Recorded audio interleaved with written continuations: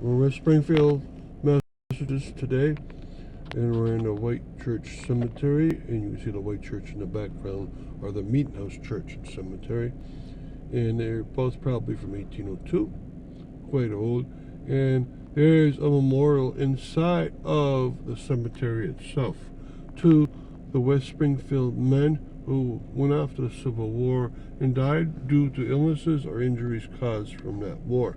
And their names are printed onto 3 of the sides, and some of the battles they were in are printed onto 4 of the sides. It's a brownstone obelisk, and in front they have a nice emblem. And some of the men that survived the war chose to be buried around it. There's 2 on the front side, 2 on the right side, and there's 1 on the left side. And that's a nice touch. They would want to be buried there. And this is such a nice cemetery in the way it's set up. And what we're going to do today is we have 3 stops in the cemetery, so 3 videos. One is we drive around, 1 we look at this memorial, and 1 we're going to look at the White Church itself. So make sure you catch all 3 of them. And what we're going to do now is I'm going to walk up to all 3 sides and say some of the names to you.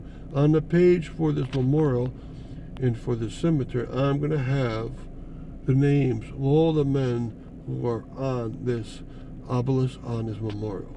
And I'll try to figure out where they're buried so you can get a sense of where they are in the world. There might be some buried in this cemetery, and I'll check that out, because a lot of memorials that I find, say there's 20 names on here, you might find 2 are buried in West Springfield, and maybe 1 in this cemetery itself.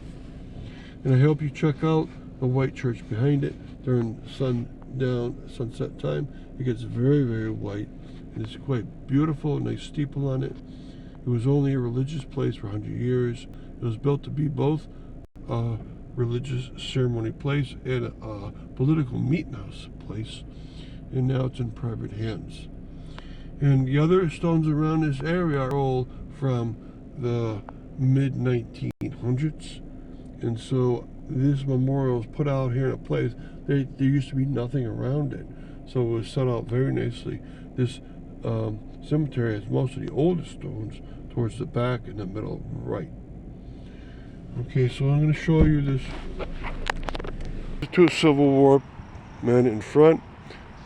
Now this says, "This monument is erected in memory of those members of Company I, 10th Massachusetts Regiment, who fell in the service of their country during the Great Rebellion." It has an emblem of the United States shield and an eagle. It lost its beak. Now on the 3 sides you're going to find the battles, some of the battles they fought in, and some of the men's name who died. Mine Run, Wilderness, Spotsylvania, Coal Harbor, Petersburg. And they died of disease, and the men they list here are the Corporal Best, Private Sullivan, Burr, Squires, Falvey, Frisbee, Harris, Littlejohn, and Otis. Died of the wounds received in action: Private Atkins, Berry, Boynton, Kane, Hovey, Smith, Ungerer, Casey, and Cronin.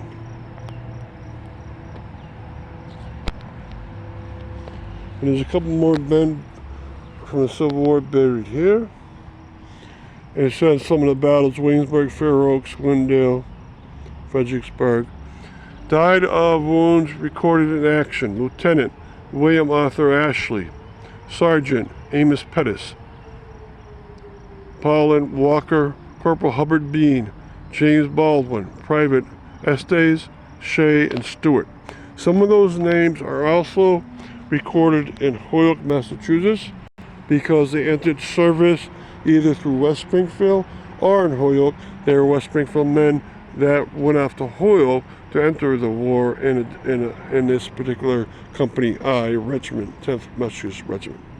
So thank you very much for coming to this cemetery to see all the many stones around this area.